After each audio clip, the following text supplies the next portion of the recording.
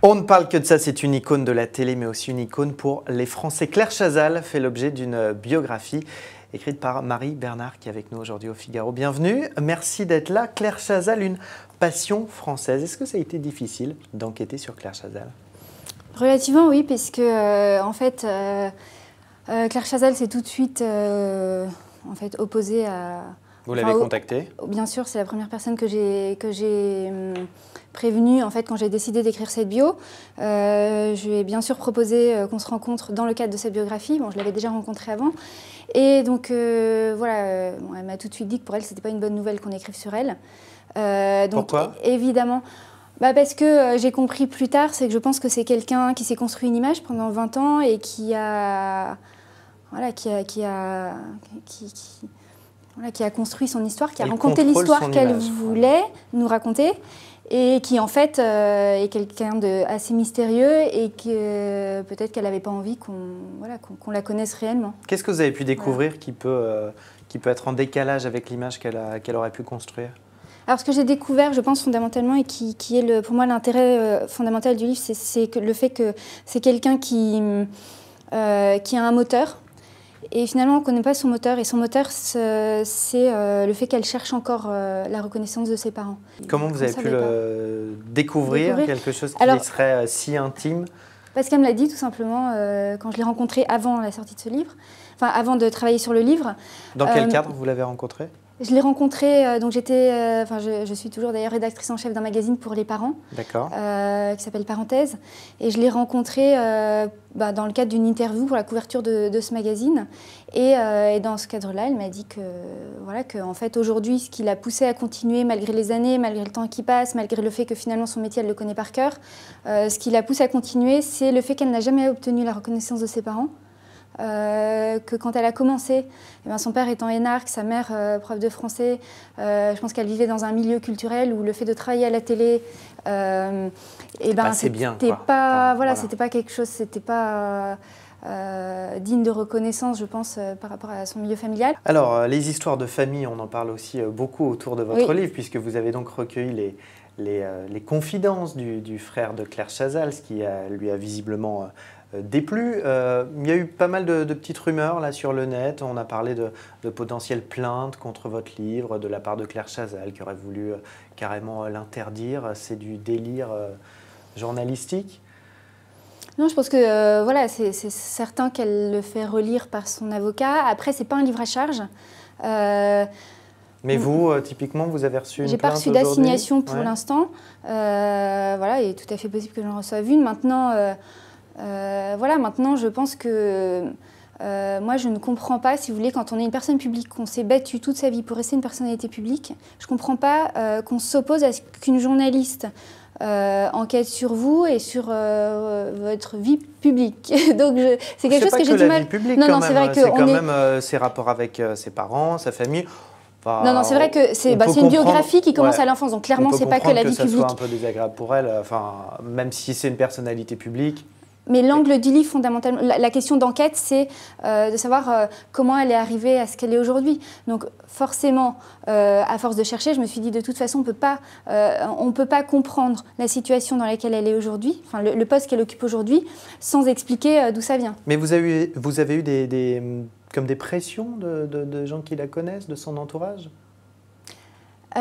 Alors, j'ai beaucoup de personnes que j'ai contactées, parce que j'ai fait beaucoup d'interviews en fait, pour écrire ce livre. Beaucoup de personnes m'ont dit, voilà, Claire Chazal ne veut pas que je collabore, à commencer par son frère, qui m'a reçue malgré tout. Mais donc je pense que c'est certain qu'elle m'a mis les bâtons dans les roues, dans le sens où elle a verrouillé tout son entourage, ce qui est dommage pour elle d'ailleurs, parce que j'ai interviewé du coup essentiellement les personnes qui restaient et qui n'étaient pas forcément ses amis. Donc je ne suis pas sûre que ce soit... Après j'insiste, ce n'est pas un livre à charge, et ça c'est vraiment la démarche. Et là justement, ça s'est calmé avec la sortie du livre?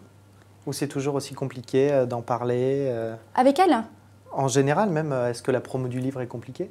Alors la promo du livre, en télé, clairement je pense que c'est compliqué parce qu'elle a un gros réseau et je pense que ça aurait été quelqu'un d'autre, ça aurait été peut-être plus relayé dans certains médias. Et Claire Chazal vous fait quand même un petit peu de promo puisqu'elle est à la une de Paris Match cette semaine et on l'interroge justement sur ce livre et la présence de son frère dans le livre et elle répond. Je tiens tout d'abord à préciser deux choses.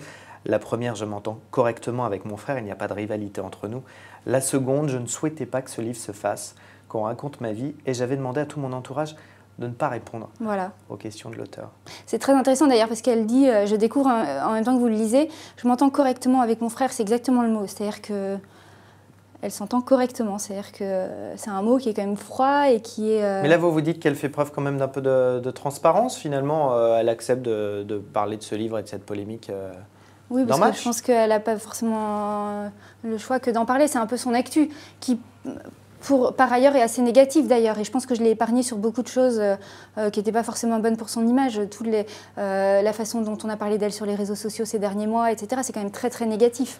Moi, j'ai épargné tout ça. Hein. Encore une fois, c'est pas un livre à charge. Est-ce que vous êtes fixé quand même une limite dans le domaine de l'intime? Vous parlez évidemment aussi de sa vie privée, de sa relation et de l'enfant qu'elle a pu avoir avec Poivre d'Arvor. Tout à fait. Je me mets des limites et la limite, elle est très simple. C'est-à-dire que je n'ai parlé de sa vie privée que dans la mesure où ça apportait des éclairages à cette question, qui était la question d'enquête fondamentale.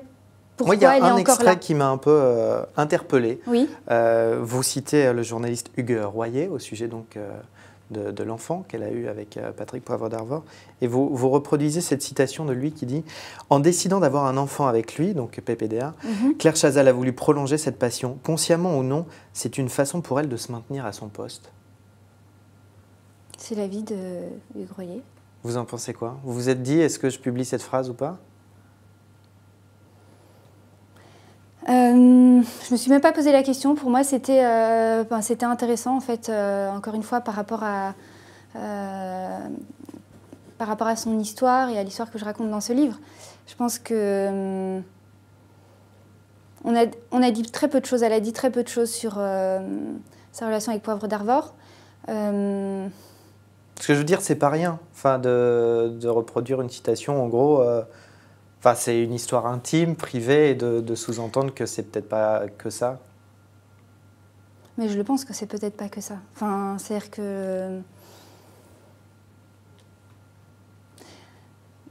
Si vous voulez, c'est très difficile. C'est-à-dire qu'en fait, toutes les relations qu'elle a pu avoir, toutes les relations amoureuses qu'elle a pu avoir étaient directement liées avec son travail. Enfin, c'est quand même spécial d'être tout d'un coup mariée avec le numéro 2 de TF1, de vivre avec quand même Poivre d'Arvor qui était le roi de... Oui, mais... Enfin, non, mais je remets pas du tout. Moi, rien en déduire, c'est la vie. Je ne suis personne pour décrire la nature des sentiments. Enfin, je suis personne pour faire ça. Simplement, je trouve intéressant de donner la parole à des gens qui sont des observateurs avisés, on va dire, dans ce domaine. Pour résumer, comment vous expliquez quelle est cette aura aujourd'hui? Ça fait des années qu'elle est à l'antenne, plus de 20 ans, et elle a toujours une aura et une espèce de cote de popularité assez intense. Parce que je pense qu'elle était, au fond, un peu surdimensionnée pour son poste. Et que, quelque part, ça transparaît qu'aujourd'hui, quand on compare les présentatrices de journaux télévisés, on n'a pas forcément ça sur les autres chaînes, en fait. Vous l'aimez bien? Voilà. Moi, je l'aime bien. Malgré son hostilité à mon égard, je l'aime bien, ouais. Claire Chazal, une passion française. Merci Marie-Bernard d'être venue. Merci à vous.